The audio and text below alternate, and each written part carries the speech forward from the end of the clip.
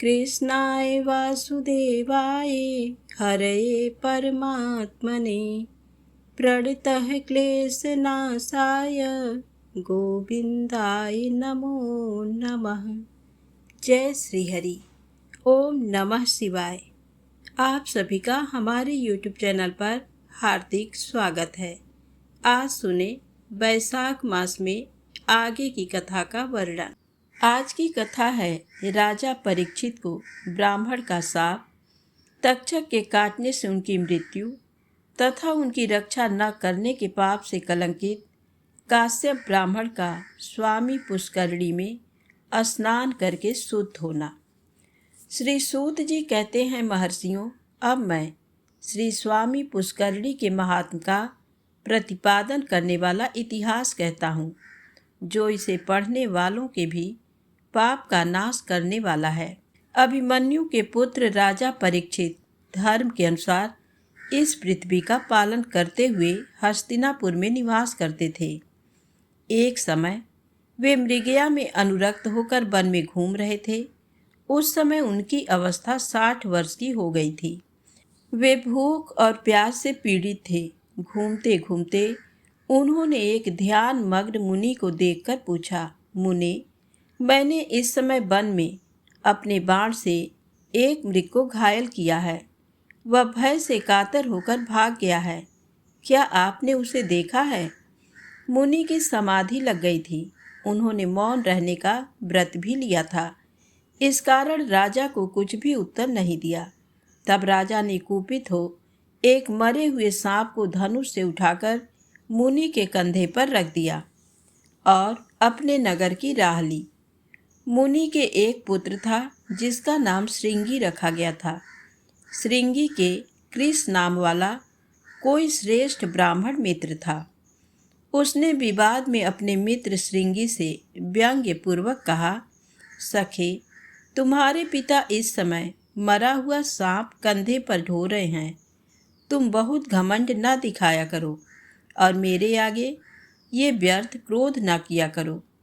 ये सुनकर श्रृंगी कुपित हो उठा और शाप देते हुए बोला, जिस मूढ़ बुद्धि मानव ने मेरे पिता के कंधे पर मरा हुआ सांप रखा है, वह 7वें दिन तक्षक नाग के काटने पर मृत्यु को प्राप्त होगा।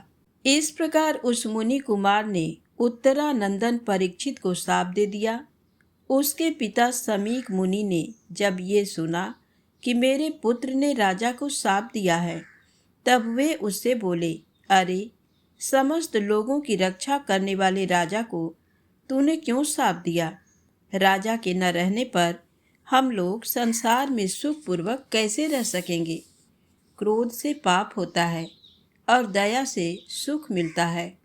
जो मनुष्य मन में आए हुए क्रोध को क्षमा से शांत कर देता है, वह इहलोक और परलोक में भी अतिशय सुख का भागी होता है। क्षमा युक्त मनुष्य ही उत्तम श्रेय प्राप्त करते हैं। बेटे को इस प्रकार समझाकर समीक ने दौरमुख नाम वाले अपने शिष्य से कहा, वत्स दौरमुख, तुम जाकर राजा परीक्षित से मेरे पुत्र के दिए हुए शाप का वृत्तांत, जिसमें तक्षक नाग के डसने की बात है, बता दो। महामते, फिर शीघ्र मेरे पास लौट आना। समीक के ऐसा कहने पर दौरमुख ने उत्तरा कुमार राजा परीक्षित के पास जाकर कहा, राजन, आपके द्वारा पिता के कंधे पर रखे हुए मृतक सर्प को देखकर समीक के पुत्र श्रृंगी ऋषि ने रोष में आकर आपको यूं शाप दिया है। आज से 7वें दिन अभिमन्यु पुत्र परीक्षित महानाग तक्षक के काटने पर उसकी विषाग्नि से जलकर भस्म हो जाए। राजा से ऐसा कहकर दौरमुख शीघ्र लौट गया।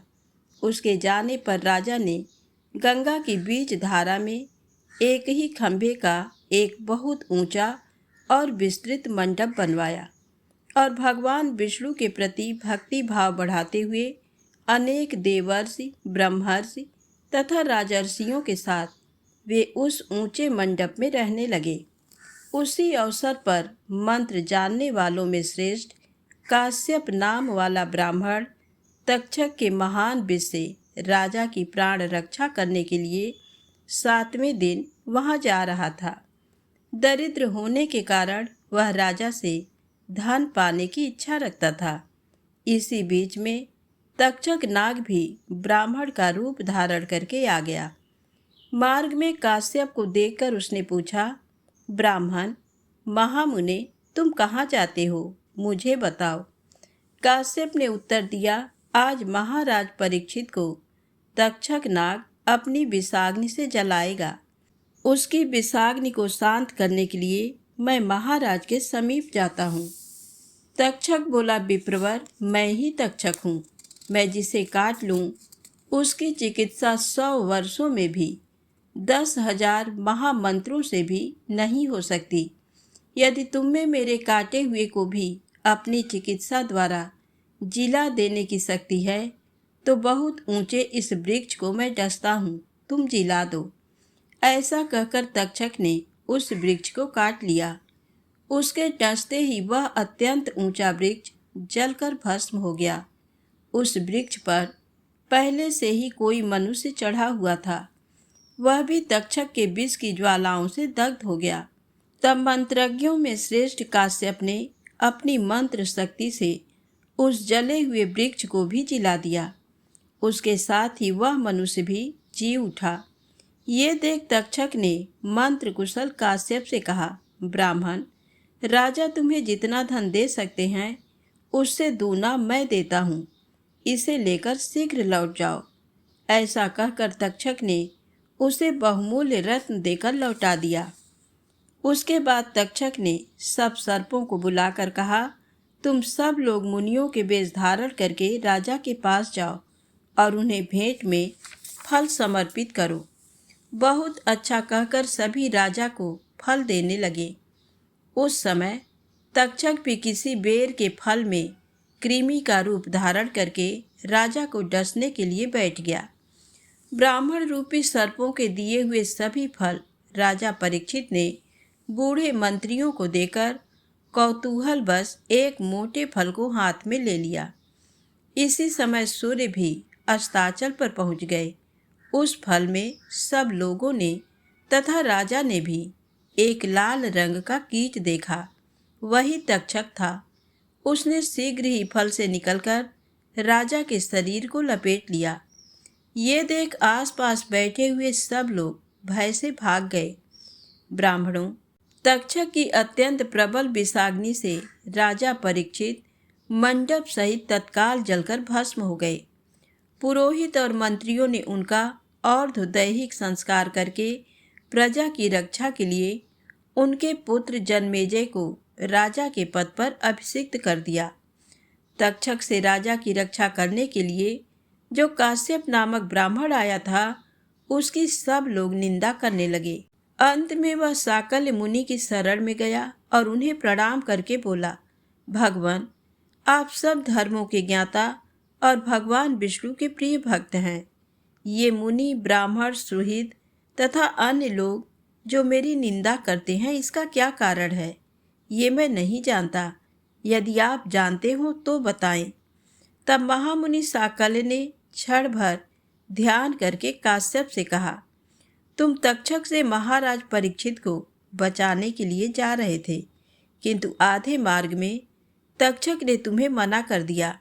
जो मनुष्य विष, रोग आदि की चिकित्सा करने में समर्थ होकर भी काम, क्रोध, भय, लोभ, मात्सर्य अथवा मोह से विष एवं रोग से पीड़ित मनुष्य की रक्षा नहीं करता, वह ब्रह्म हत्यारा, शराबी, चोर, गुरु पत्नीगामी तथा इन सबके संसर्ग दोष से दूषित है।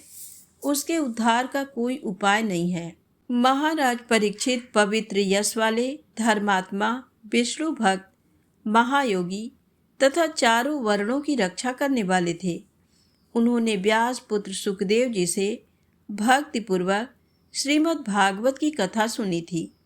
ऐसे पुण्यात्मा राजा की रक्षा न करके जो तुम तक्षक के कहने से धन लेकर लौट गए, उसी कारण से श्रेष्ठ ब्राह्मण और बंधु बांधव तुम्हारी निंदा करते हैं। मरने वाले मनुष्य के प्राण जब तक कंठ में रहते हैं तब तक उसकी चिकित्सा करनी चाहिए। तुम चिकित्सा करने में समर्थ होकर भी उनकी दवा किए बिना ही आधे मार्ग से लौट आए, इसलिए तुम वास्तव में निंदा के पात्र हो। काश्यप बोले, उत्तम व्रत का पालन करने वाले साकल्य जी, मेरे दोष की शांति के लिए कोई उपाय बताइए जिससे मेरे बंधु बांधव और मेरे सुहृद मुझे ग्रहण करें। आप भगवान के प्रिय भक्त हैं, मुझ पर अवश्य कृपा करें।